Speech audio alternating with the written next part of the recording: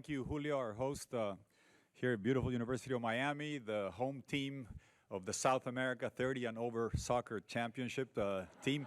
Messi, Suarez, you got everybody. We'll be here for the America's World Cup, and a pleasure to be here with everybody, and Senator Graham, Representative Jimenez, and Juan Guaido's Fabiana. It's her birthday, right?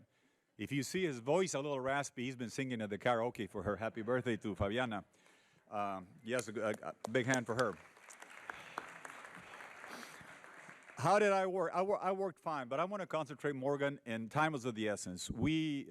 I feel tempted to talk about lithium. My country has 25% of the world's lithium. We can have a nice debate. It is not my fault. China refines between 63 to 93% of the cobalt, nickel, manganese, graphite, and lithium is the tennis balls that goes back and forth between their rackets.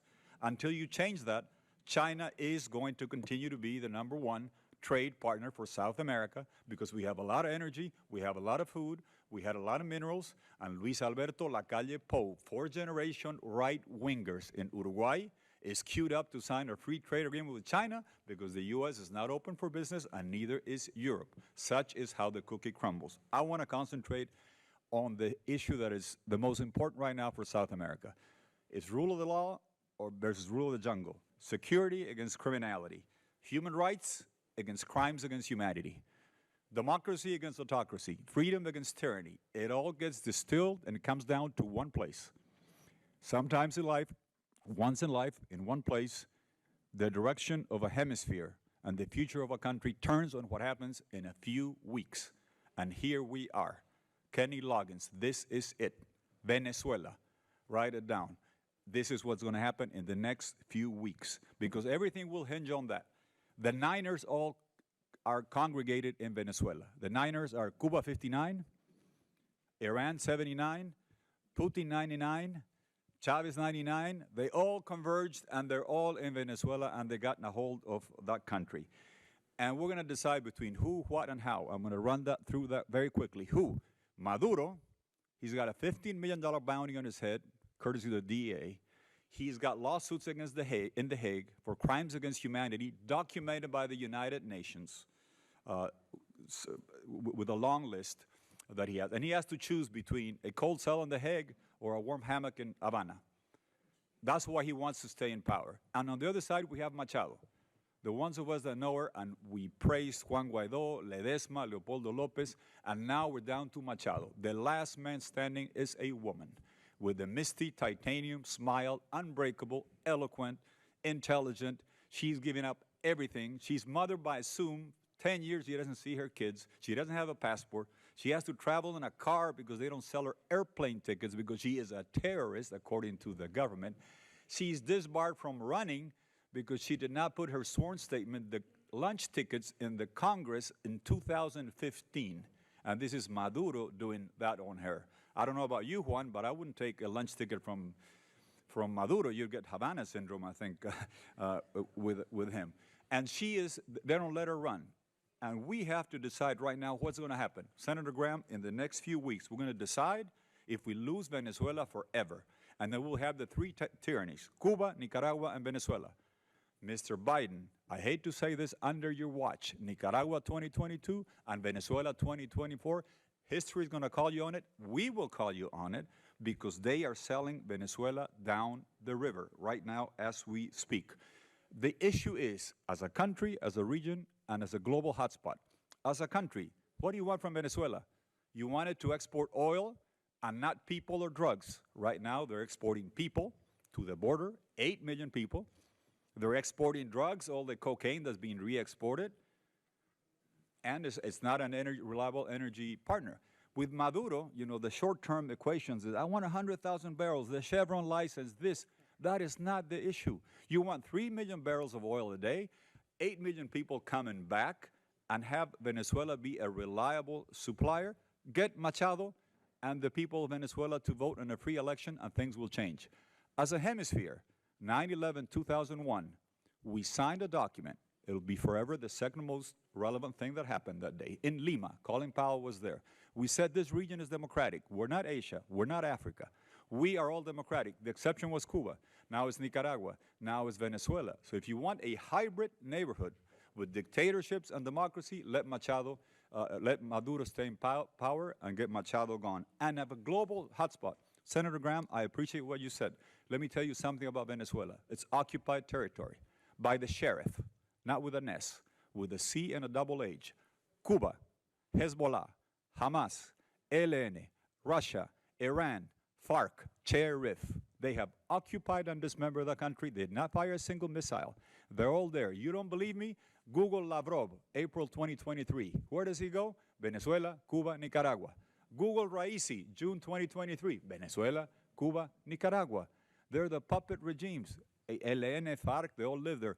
I didn't know Juan Krasnov. I had no idea who he was. Last Wednesday night, he was in Venezuela. Who is he? The Attorney General for Putin.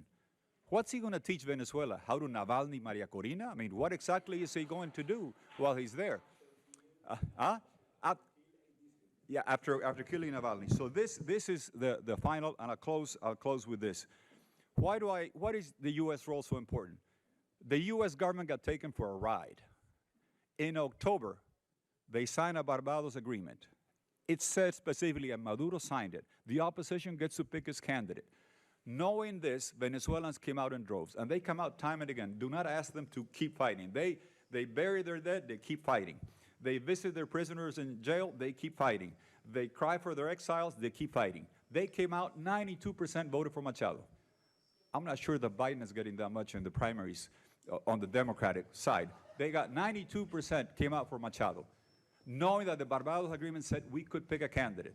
Blinken said, expedited reinstatement of the candidate, or we will snap back sanctions.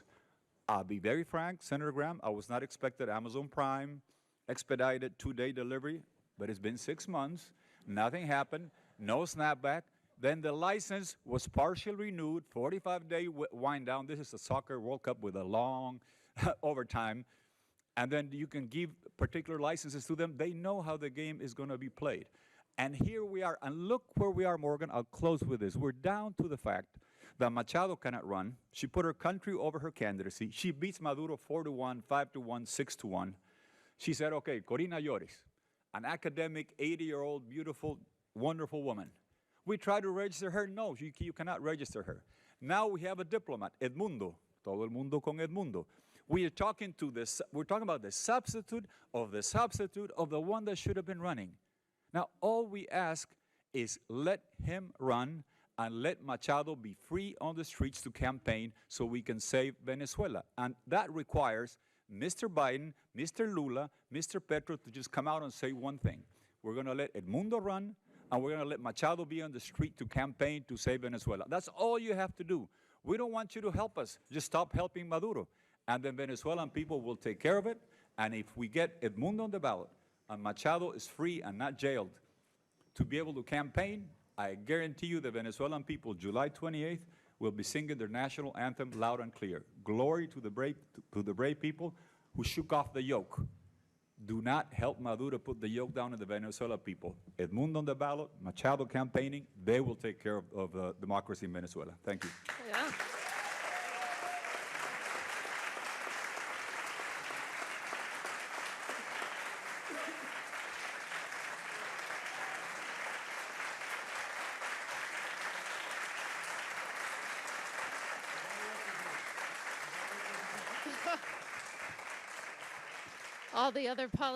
All the other politicians are getting nervous now. They're like, how do I beat that? Just kidding. That was amazing, Mr. President. I'm Jewish, but I wanted to say amen and hallelujah. Senator Graham wants to follow up. Yeah, it was very, very impressive. We have limited time. I'm not the president, but I'm willing to help. What would you recommend I do and my colleagues do? Can I say one thing quickly, Morgan? Yeah. Thank you, Senator Graham. We're here at the end of April. We had 2 sleepless nights with Juan, Maria Corina, talking.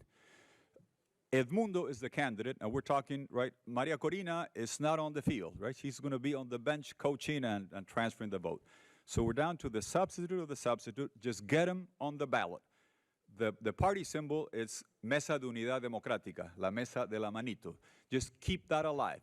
He got registered. He's there. They can can him sometime next week. Just keep Edmundo, the name is Edmundo, Gonzalez, on the ballot. and keep Maria Corina free. Her campaign slogan, Senator, is hasta el final, meaning to the end. It is not a figure of speech. She means it.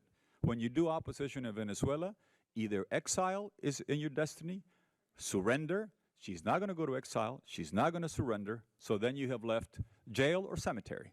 And when she says to the end, she means it. So just keep her alive, keep her free.